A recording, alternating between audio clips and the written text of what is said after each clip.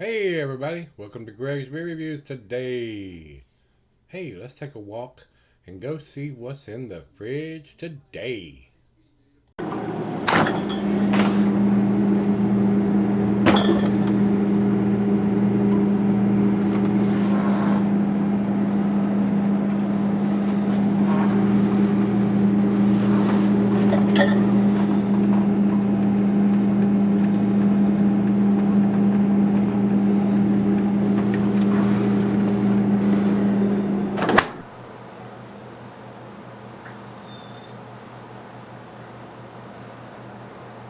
Hello everybody, welcome to Gregsbeerreviews today. Thanks a bunch for stopping by, I do appreciate it.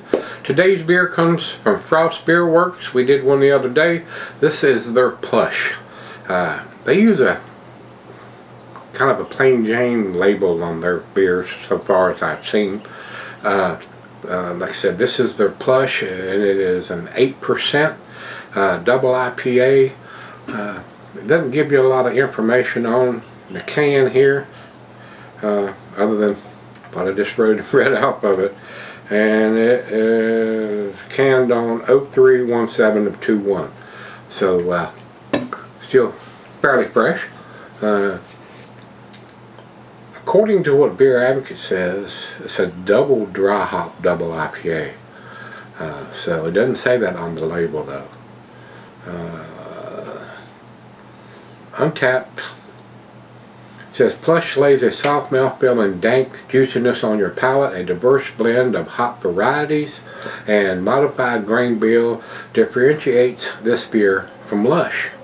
So they're saying it's 30 IBUs, which is very, very low IBUs for a double IPA. So we're down into the pale ale IBUs for this one. So it should be very easy to drink, not a lot of bitterness to this beer. It's a plain Jane silver can with a stick-on wraparound label. The pictures here, it looks fairly cloudy. I don't know if it's going to come up to the New England style category or not, guys. These guys are in Vermont, so they know how to brew those styles up there. So we got the ABV, we got the IBUs, we got the canned on date, so let's get it in the glass. And the barking dogs next door are out. They've got 3 of them over there, and all 3 of them are barkers. They bark at their own shadow. They bark just to hear themselves bark.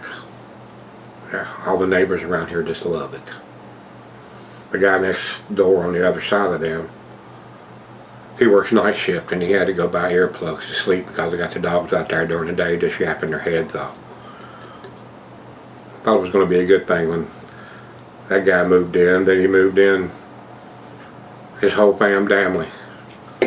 There's about 5 or 6 of them over there now, and 3 dogs, and I don't know if he got cats. I mean, well, we got all we can get in there, guys. We got a little over 2 fingers of head, big soapy bubbles on the outside, so I don't think it's going to stick around. Good looking beer. It is very cloudy. I mean, it's not a bright orange juice color, but looks like a New England style beer. Looks pretty good. To the nose we go.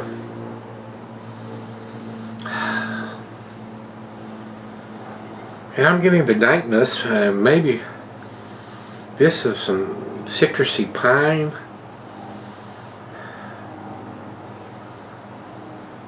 Smells pretty good, but it's not off the chain hop aroma. And that's about all I'm getting. Maybe a hint of some oranges in there, but not much. So let's dive in. Cheers.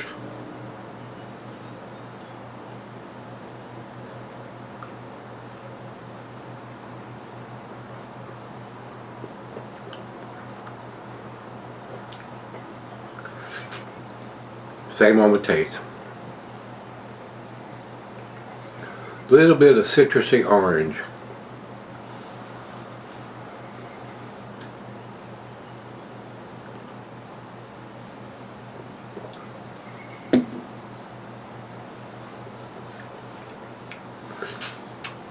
Decent beer. I don't think it's a world-class beer right now. It might change when I get to the final chug, but It's a decent, well made. It's very smooth. It's easy drinking. Alcohol's well hidden,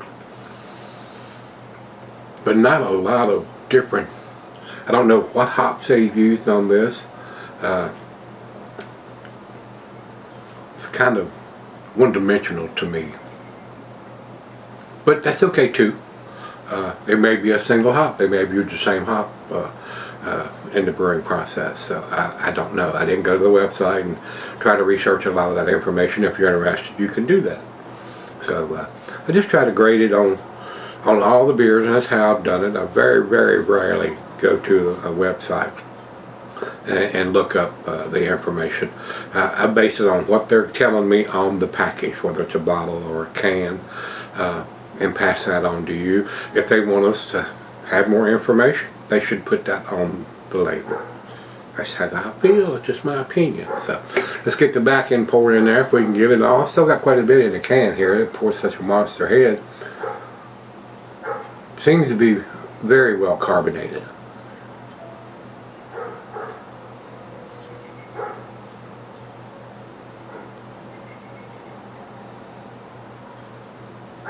Very, very, very well carbonated.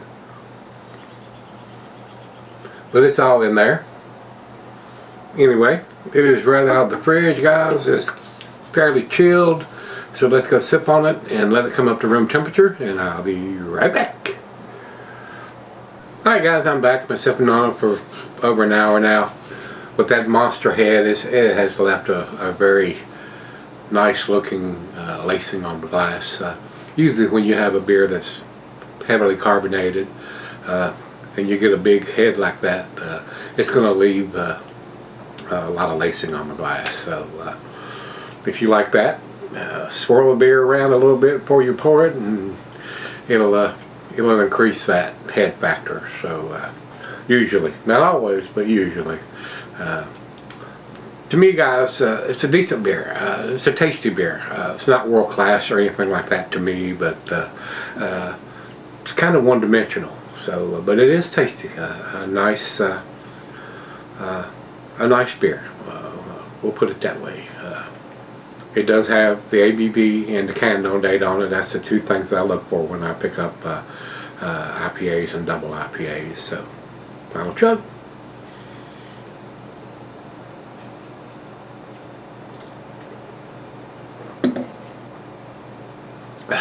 Tasty beer.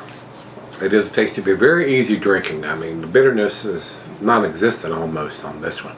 Very smooth. Alcohol's well hidden. So, to me, guys, I'm gonna give it a 90, A minus. Over to Beer Advocate, they say 94. So they're giving it a better grade than I am on this one.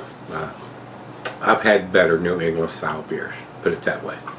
And Untapped has it at 4.14, which is also in their A minus range. And 94 is still A minus to me. It's at the top end of the A minus. 95 would be the solid A, and they're giving it a 94. So technically, all three of us are giving it an A minus. So if you've had Plush from Frost Beer Works, let me know what you think. I like the last one we did from them a little bit better than this one, I think. But anyway, you may absolutely love it. So don't base what you're going to buy or taste or drink on what this old man says. Pick it up, and if you like it, buy more. That's all I can say.